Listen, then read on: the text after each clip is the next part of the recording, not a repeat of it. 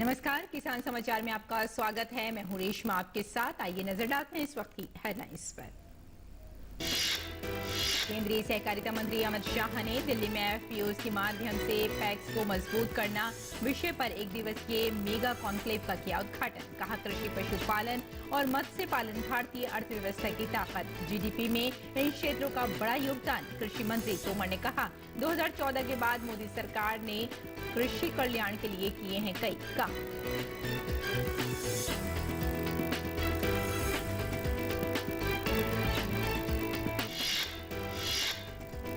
रक्षा मंत्रालय और भारतीय खाद्य सुरक्षा और मानक प्राधिकरण ने सशस्त्र बलों के बीच मोटा अनाज के उपयोग को बढ़ावा देने के लिए किया समझौता।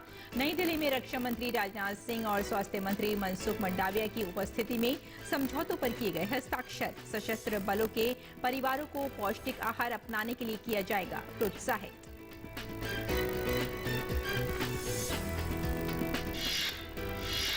केंद्रीय सूचना एवं प्रसारण और युवा एवं खेल मंत्री Anurag Singh Thakur vibrant village programme के तहत 3 दिवसीय लेह लद्दाख के दौरे पर। कहा, सरकार सीमा पर स्थित गांवों में प्रसारण और नेटवर्क कनेक्टिविटी बढ़ाने के लिए कर रही है काम।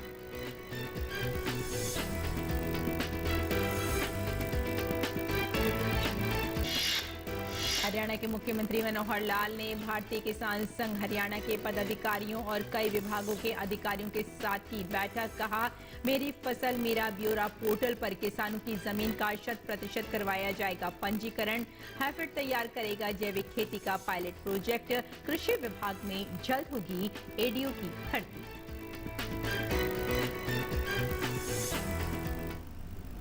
और अब समाचार विस्तार से। केंद्रीय सहकारिता मंत्री अमित शाह ने दिल्ली में एफपीओज के माध्यम से पैक्स को मजबूत करना विषय पर एक दिवसीय मेगा कॉन्क्लेव का उद्घाटन किया। कॉन्क्लेव का उद्देश्य किसान उत्पादक संगठनों के माध्यम से प्राथमिक कृषि ऋण समितियों को मजबूत करने के तरीकों पर चर्चा करना है। मेगा कॉन्क्लेव को संबोधित करते हुए सहकारिता मंत्री ने कृषि, पशुपालन और मत्स्य पालन को भारतीय अर्थव्यवस्था की ताकत बताया और कहा कि जीडीपी में इन क्षेत्रों का बड़ा योगदान है। कृषि, पशुपालन और मत्स्य पालन आधारित आर्थिक गतिविधियां भारतीय अर्थव्यवस्था की मजबूत ताकत, परंतु कभी इसकी देश में चर्चा नहीं होती। आज देखिए तो भारत की जीडीपी का हिस्सा 18% हिस्सा ये तीनों सेक्टर मिलकर बनते हैं। 18% जीडीपी, शायद किसी एक सेक्टर का इतना जीडीपी नहीं, इतना कृषि का है। स्टील का देख लीजिए, विद्युत उत्पादन का देख लीजिए, खदानों का देख लीजिए, मैन्युफैक्चरिंग का देख लीजिए, सर्विस का देख लीजिए, किसका भी इतना बड़ा हिस्सा नहीं है जिसका जितना हिस्सा कृषि, पशुपालन और मत्स्य पालन का है। तो एक प्रकार से कृषि, पशुपालन और मत्स्य पालन ये देश की अर्थव्यवस्था की रीढ़ की हड्डी, और इस रीढ़ की हड्डी को मजबूत करना, ये देश की अर्थव्यवस्था को मजबूत करना है। और मैं इसके साथ एक और चीज भी जोड़ना चाहता हूं। जीडीपी बनाना किसी भी देश के लिए बहुत जरूरी होता है, बढ़नी ही चाहिए। अगर आप मैन्युफैक्चरिंग के माध्यम से जीडीपी बढ़ाते हो तो जीडीपी के आंकड़े बनते हैं, रोजगारी के आंकड़े इतने नहीं बढ़ते हैं। अगर आप कृषि, पशुपालन और मत्स्य पालन क्षेत्र को और कोऑपरेटिव के माध्यम से मजबूत करते हो तो जीडीपी तो बढ़ेगी ही बढ़ेगी, साथ में रोजगारी भी बढ़ेगी। अमित शाह ने कहा कि कृषि और ग्रामीण विकास के क्षेत्र में सहकारिता एकमात्र ऐसा आंदोलन है जिससे समृद्धि को हर व्यक्ति तक पहुंचाया जा सकता है। कृषि और ग्रामीण विकास के क्षेत्र में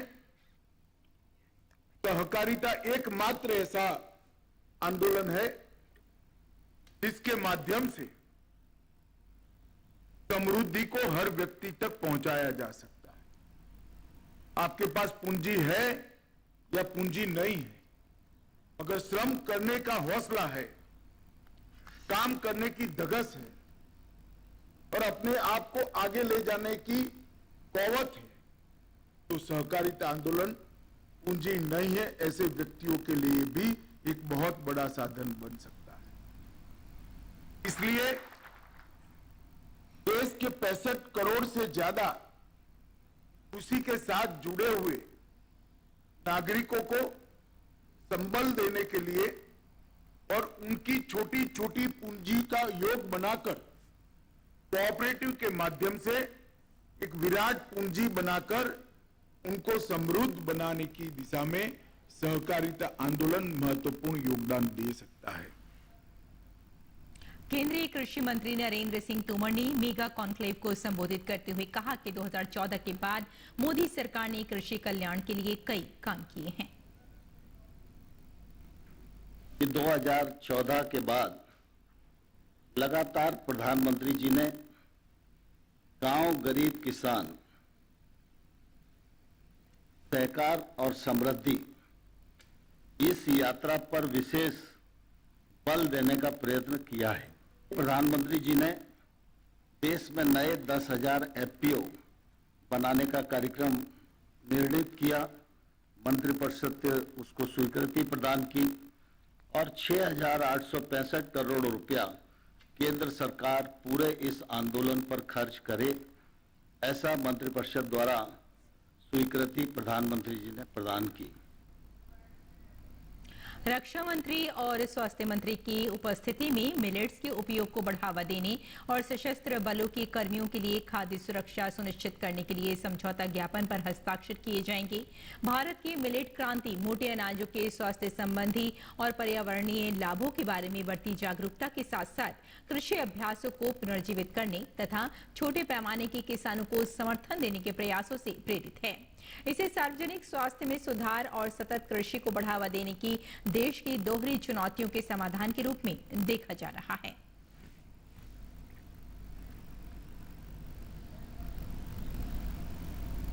और केंद्रीय सूचना एवं प्रसारण और युवा एवं खेल मामलों के मंत्री Anurag Singh Thakur vibrant village programme के अंतर्गत 3 दिवसीय लेह लद्दाख यात्रा पर हैं।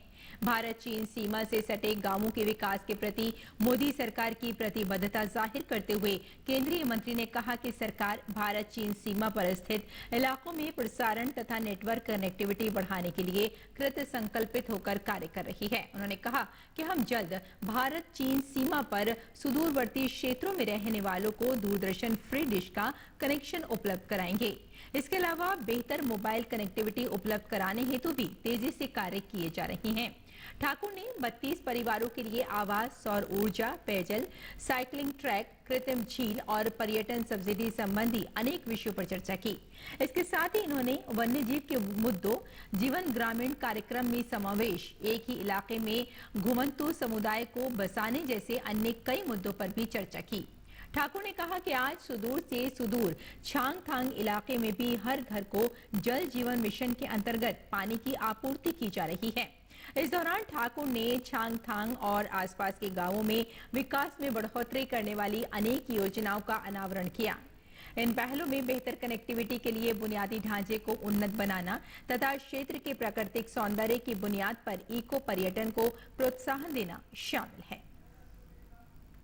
LAC पर और जहां पर हमारे इस गांव में जाना हुआ, रहना हुआ और ये भी देखा कि कैसे भारत सरकार की योजनाएं जन जन तक पहुंचाने के प्रयास किए जा रहे हैं, चाहे वो उज्ज्वला योजना हो, जल जीवन मिशन हो या हमारे टेलीकॉम के टावर्स जो नई मंजूरी हुई है उनको यहां तक लगाने की बात हो, स्वास्थ्य की सुविधाएं हो, शिक्षा की हो, अलग अलग योजनाओं को यहां तक पहुंचाने का काम किया गया। और जब हम बात करते हैं नॉर्मैडिक की, घुमंतू जाति की, तो उनके लिए भी यहाँ पे अलग अलग स्थानों पर घर बनाकर दिए गए हैं और बनाए जा रहे हैं। मैं पहले तो सरहद को प्रणाम करता हूँ और सरहद पर रहने वाले हर भारतवासी को जो वर्षों वर्षों पे यहाँ पर चाहे भेड़ बकरियां चरा रहे हो या पश्मीना पैदा कर रहे हो या अलग अलग फल फूल सब्जियां जो भी उनका काम हो उसमें डटे हैं और भारत की सीमा पर रहकर वो यहाँ से गए नहीं बल्कि यहीं पर टिके हुए बसे हुए हैं। जहां हम इनसे मिल रहे हैं, इनको सुविधाएं भी दे रहे हैं, वहीं पर हमारी फौज ने भी लगातार अपनी भूमिका देश की रक्षा सुरक्षा के लिए लगातार निभाई है और आगे भी निभाएंगे।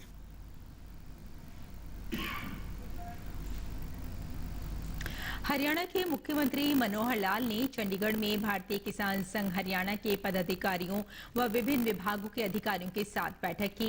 इस दौरान पदाधिकारियों ने कई सुझाव दिए, जिनमें से कई पर सहमति बनी। मुख्यमंत्री ने कहा कि मेरी फसल मेरा ब्यौरा पोर्टल पर किसानों की जमीन का 100% पंजीकरण करवाया जाएगा, जो साल में 2 बार होगा। जो किसान अपनी पूरी जमीन का पंजीकरण 31 जुलाई तक करवाएगा, उसे 100 रुपए दिए जाएंगे। उन्होंने कहा कि जैविक प्राकृतिक खेती को बढ़ावा देने के लिए पायलट प्रोजेक्ट के तौर पर हैफेड एक योजना तैयार करेगा। मुख्यमंत्री ने कहा कि कृषि एवं किसान कल्याण विभाग में जल्द ही एडीओ की भर्ती की जाएगी, जिन्हें क्षेत्रफल के आधार पर यूनिट बनाकर ग्राम सचिवालयों में नियुक्त किया जाएगा। उन्होंने कहा कि पशुधन बीमा में दुधारू पशुओं के थनों के बीमा के लिए भी भारत सरकार के पशुपालन एवं डेयरी विभाग को पत्र लिखा जाएगा। उन्होंने कहा कि फसलों की बुआई से पहले खाद की उचित व्यवस्था की जाएगी और प्रदेश के जिस क्षेत्र में पहले जरूरत होगी, वहां पर पहले खाद की उपलब्धता सुनिश्चित की जाएगी। प्रदेश में बांस की खेती हेतु किसानों को प्रोत्साहित करने के लिए पायलट प्रोजेक्ट के रूप में योजना तैयार की जाएगी। उत्तराखंड के कृषि एवं कृषक कल्याण मंत्री गणेश जोशी ने नई दिल्ली में राष्ट्रीय बागवानी मिशन के कमिश्नर डॉक्टर प्रभात कुमार शुक्ला सहित अन्य अधिकारियों के साथ बैठक की। बैठक में कृषि एवं उद्यान से संबंधित कई महत्वपूर्ण बिंदुओं पर विस्तार से चर्चा की गई। इसमें तय हुआ कि जल्द ही उत्तराखंड 5 सेंटर फॉर एक्सीलेंस खोले जाएंगे, जिसमें एक सेंटर फॉर एक्सीलेंस की अनुमानित लागत करीब 10 करोड़ होगी। कृषि मंत्री ने कहा कि शीघ्र ही इस संबंध में एक महत्वपूर्ण उच्च स्तरीय बैठक देहरादून में आयोजित की जाएगी। इसमें जून-जुलाई माह में टमाटर की बाजार में उपलब्ध की कमी पर भी चर्चा की गई। उन्होंने कहा, जून-जुलाई में टमाटर की बाजार में खास तौर पर कमी देखी जाती है। इस कारण टमाटर का बाजार में मूल्य अधिक हो जाता है। टमाटर को जून-जुलाई माह में न्यूनतम दर पर बाजार में उपलब्ध हो, इसके लिए शीघ्र ही कोल्ड स्टोरेज की स्थापना की जाएगी, ताकि टमाटर के उत्पादन करने के बाद इसे कोल्ड स्टोरेज में रखा जा सके और आवश्यकता अनुसार न्यूनतम दर में उपलब्ध कराया जा सके। बैठक में आईटी के क्षेत्र में कृषि एवं उद्यान को जोड़ने के लिए एक बेहतर मैकेनिज्म तैयार करने पर भी चर्चा की गई। और राष्ट्रीय डेयरी विकास बोर्ड के अध्यक्ष मिनेश शाह ने कहा है कि देश में डेयरी व्यवसाय के जरिए देश के किसानों को आर्थिक समृद्धि के लिए एनडीडीबी कार्यरत है। इसी क्रम में उत्तर प्रदेश के आगरा जनपद में सहज कोऑपरेटिव डेयरी के बीएमसी केंद्र और घरेलू किचन के लिए बायोगैस संयंत्र के अलावा मोबाइल मिल्क एटीएम की शुरुआत की गई, जिसका उद्घाटन राष्ट्रीय डेयरी विकास बोर्ड के अध्यक्ष मिनेश शाह ने किया। देखते हैं ओपी यादव की ये रिपोर्ट। देश में कृषि के साथ साथ पशुपालन व डेयरी व्यवसाय देश के किसानों की तरक्की का महत्वपूर्ण आर्थिक आधार है। इसी के मद्देनजर राष्ट्रीय डेयरी विकास बोर्ड ने भारत सरकार की सहकार से समृद्धि की संकल्पना के तहत उत्तर प्रदेश के आगरा जनपद में 2014 में सहज डेयरी के नाम से दुग्ध उत्पादक सहकारी कंपनी गठित की थी। आज सहज डेयरी से आगरा जनपद के तकरीबन 1 लाख से अधिक किसान जुड़े हैं और हर दिन तकरीबन 6 लाख लीटर दूध संकलन किया जा रहा है। किसानों का सहज डेयरी के प्रति बढ़ता विश्वास और दुग्ध संकलन की बढ़ती मांग को देखते हुए सहज डेयरी द्वारा आगरा जिले में 1000 लीटर के बल्क मिल्क कूलर व नगला पचौरी में दुग्ध अवशीतन केंद्र की शुरुआत की गई, जिसका शुभारंभ राष्ट्रीय डेयरी विकास बोर्ड के अध्यक्ष निमेश शाह ने किया। यहाँ पे आज सबसे पहले तो हमने एक नए बीएमसी सेंटर का उद्घाटन किया है सुबह, जिससे किसानों को एक अच्छी सुविधा मिलेगी, दूध की गुणवत्ता में भी सुधार आएगा। आप जहाँ खड़े हैं उधर भी देख रहे हैं, एक बीएमसी पहले से लग चुका है और हमारा यही उद्देश्य है कि किसानों को ज़्यादा से ज़्यादा पशुपालन वो अपनाएं, पशुपालन में जुड़े रहें और उससे एक अतिरिक्त आय जो आपने बोला उनको अच्छी आय मिले। इस दौरान निमेश शाह ने गाँव में गैस के विकल्प के तौर पर बायोगैस चूल्हे के उपयोग को बढ़ाने के लिए एक बायोगैस संयंत्र का शुभारंभ किया, जो सस्ता ईंधन उपलब्ध कराने के साथ पर्यावरण प्रदूषण को रोकने का काम करेगा। प्रधानमंत्री का नारा था वेस्ट टू वेल्थ, तो वेस्ट टू वेल्थ से किसान को कैसे हम अतिरिक्त आय दे सके, उसमें हमने फिर रियलाइज किया कि गोबर जो हम शुरू से देख रहे हैं, हमने सबने अपनी जिंदगी में कहीं ना कहीं गोबर को एक फ्यूल के रूप में भी यूज किया है और बायोगैस एक ऐसी चीज है जो जिससे वो अपने खुद के रसोई में वो बायोगैस से अपना रसोई बना सकते हैं, पर्यावरण भी शुद्ध रहेगा। सहज डेयरी के इस पहल से किसानों को भी बायोगैस की सुविधा मिल रही है, जिससे उनका घरेलू ईंधन का खर्चा बच रहा है। मैं चूल्हे पे थोड़ी दिक्कत होती है, धुआं वगैरह होता है। सिलेंडर हम लोग यूज नहीं करते हैं क्योंकि हम गांव के लोग हैं, हम पे इतनी पैदावारी नहीं होती है, हम गोबर गैस से ही यूज करते हैं, तो हमें इसमें बहुत बचत भी होती है, हमारा खाना भी अच्छा बनता है। इस दौरान एनडीडीबी के अध्यक्ष मिनेश शाह ने सहज डेयरी के आगरा कार्यालय परिसर में मोबाइल मिल्क एटीएम वैन को भी हरी झंडी दिखाकर रवाना किया। जिन इलाकों में सहज डेयरी बूथ नहीं है, वहां भी ये मिल्क मोबाइल वैन दूध की आपूर्ति करेगी। एटीएम का जो मिल्क एटीएम वो शब्द ही बताता है, जैसे आप बैंक के एटीएम से आप जाके अपना पैसा निकाल रहे हैं, वही कंसेप्ट है इधर भी। जब भी आपको दूध चाहिए आप वहां जाके अपना दूध खरीद सकते हैं, तो कोई पाबंदी नहीं होगी, एक ही जगह में आपको पता है आपको जब चाहिए दूध मिलने लगेगा। सो यही कंसेप्ट है, उसमें कोई दूसरा ये एडिशनल ये नहीं है, बट उससे भी यही है कि कंज्यूमर को भी साथ साथ में जब भी दूध चाहिए एक जगह पे उनको कहीं भी चाहिए मिल जाएगा सारे समय के लिए। इस अवसर पर एनडीडीबी के प्रबंध निदेशक डेयरी सर्विसेज सीपी देवानंद ने कहा कि हमारा लक्ष्य डेयरी के जरिए ग्रामीण महिलाओं का आर्थिक सशक्तिकरण करना है। 9 लाख जो मेंबर्स हमारे साथ जुड़े हुए हैं उसमें लगभग 70% महिलाएं हैं। हमारे जो 22 अभी जो कंपनीज हैं उसमें शायद 15 में जो चेयरमैन हैं, जो डायरेक्ट बोर्ड के जो चेयरमैन हैं वो महिलाएं हैं। लगभग 170 हमारे डायरेक्टर्स हैं, उसमें कुछ 115 के करीब लोग महिलाएं हैं। तो महिलाओं को ये मतलब उनके एम्पावरमेंट के लिए ये बहुत काम किया है। सहज डेयरी का मानना है कि दुग्ध उत्पादक सहकारी समितियां खोलने से किसानों को दूध के वाजिब दाम मिल रहे हैं, वहीं उनमें उद्यमी बनने का भाव भी जग रहा है। शासन की नीति है किसानों का इनकम डबल करने की, वो डेयरी व्यवसाय से ही आसानी से पॉसिबल है। इसलिए हम लोग कोशिश कर रहे हैं कि किसान ज़्यादा से ज़्यादा हमारे साथ जुड़ें, और चूंकि सहज जो कंपनी है वो किसानों के स्वामित्व वाली ही कंपनी है, किसान ही इसके मालिक हैं, तो सहज के साथ जुड़ने से किसानों में एक उद्योगपति का भी भाव आता है।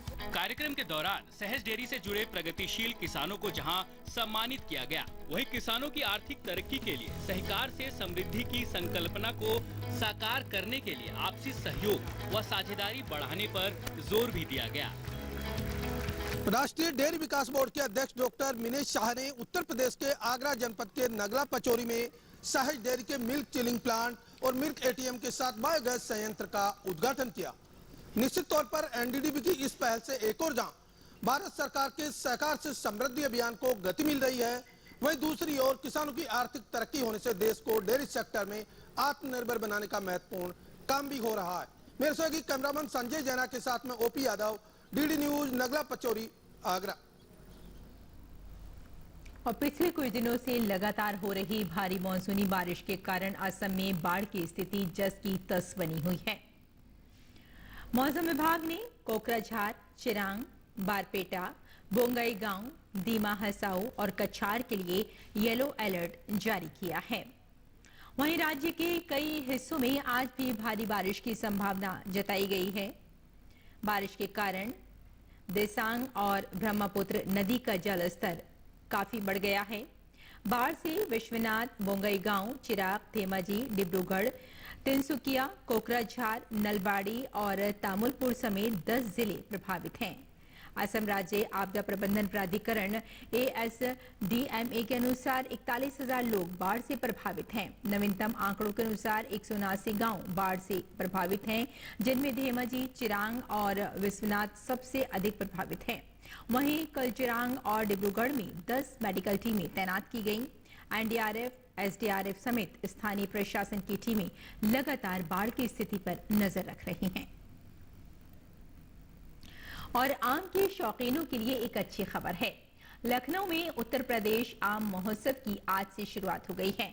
उत्तर प्रदेश के मुख्यमंत्री योगी आदित्यनाथ ने 3 दिवसीय आम महोत्सव का उद्घाटन किया। महोत्सव का उद्देश्य आम का उत्पादन बढ़ाना और आम उत्पादकों को प्रोत्साहित करना है।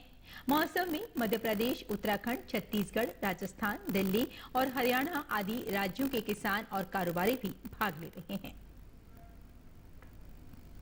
उत्तर प्रदेश के शामली जिले के किसानों ने एक बार फिर गन्ना उत्पादन में पूरे प्रदेश में अपना परचम लहराया है।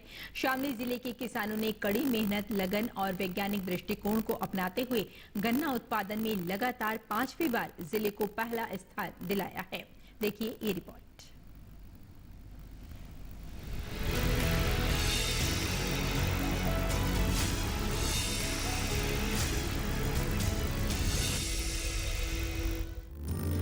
प्रदेश के शामली जिले का गन्ना उत्पादन में पूरे प्रदेश में पहला स्थान आया है। गन्ना विभाग ने प्रदेश के प्रत्येक जनपद से गन्ने की क्रॉप कटिंग कराई थी, जिसका औसत निकाला गया। उसके बाद गन्ना आयुक्त लखनऊ ने गन्ना उत्पादन के आंकड़े जारी किए। क्रॉप कटिंग के परिणामों के आधार पर जनपद शामली गन्ना उत्पादन में लगातार 5वें साल पहले स्थान पर रहा। जिला गन्ना अधिकारी विजय बहादुर सिंह ने बताया कि शामली 1025.12 कुंतल प्रति हेक्टेयर औसत उपज प्राप्त कर प्रदेश में पहले स्थान पर रहा है। हमारा जनपद पिछले 5 सालों से उत्तर प्रदेश में उत्पादकता में प्रथम स्थान प्राप्त कर रहा है। लगातार 5 सालों से हमारा जनपद प्रति हेक्टेयर उत्पादकता में हम जो है शीर्ष स्थान उत्तर प्रदेश में प्राप्त कर रहे हैं। हमारे किसान भाइयों द्वारा अच्छी तकनीकों द्वारा, वैज्ञानिक तकनीकों का इस्तेमाल करके और गन्ने की पैदावार की जा रही है, जिससे ये उत्पादकता हमको प्राप्त हुई है। इससे पूर्व प्राय सत्रों में जनपद की औसत गन्ना उपज 2018-19 में 962.12 कुंतल प्रति हेक्टेयर, 2019-20 में 990.64 कुंतल प्रति हेक्टेयर, 2020-21 में 1004.28 कुंतल प्रति हेक्टेयर रही है। साल 2021-22 में शामली में गन्ने का उत्पादन 1025.12 कुंतल प्रति हेक्टेयर हुआ है। वहीं 948.84 कुंतल प्रति हेक्टेयर का उत्पादन प्राप्त कर जनपद मुजफ्फरनगर तृतीय स्थान एवं 914.96 कुंतल प्रति हेक्टेयर का उत्पादन कर जनपद मेरठ प्रदेश में तीसरे स्थान पर रहा है।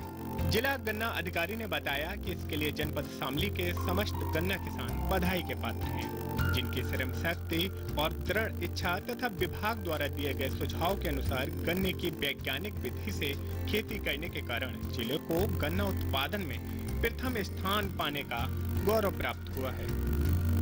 उत्तर प्रदेश के शामली से अनुज सैनी की रिपोर्ट, डीडी न्यूज।